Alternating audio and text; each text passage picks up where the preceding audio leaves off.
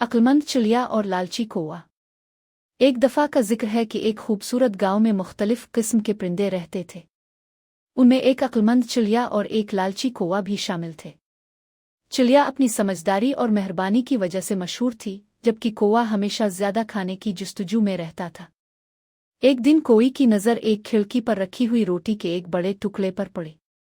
वो बहुत खुश हुआ और सोचा कि ये रोटी सिर्फ वही खाएगा, मगर उसके लिए इसे चिड़िया को रास्ते से हटाना जरूरी था।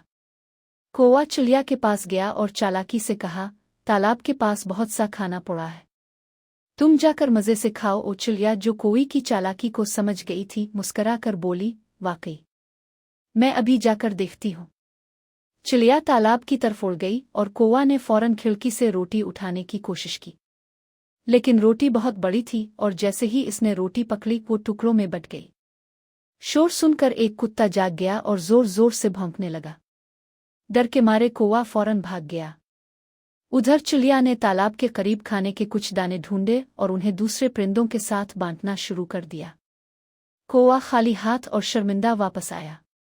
कौवा चिड़िया के पास आया और कहा, मुझे मुआफ कर दो, मैंने लालच में तुम्हें धोखा देने की कोशिश की। चिड़िया मुस्करा कर बोली, मैं तुम्हें मुआफ करती हूँ, लेकिन याद रखो, लालच कभी खुशी नहीं देता। मेहरबानी और समझदारी से ही हकीकी खुशी मिलती है। इस दिन के बाद कौवे ने लालच छोड़ने का फैसला किया और दूसरे परिंदों के साथ मिलजुल कर रहने लगा। सबक: लालच हमेशा नुकसान देता है, जबकि मेहरबानी और समझदारी हमेशा फायदा देती है।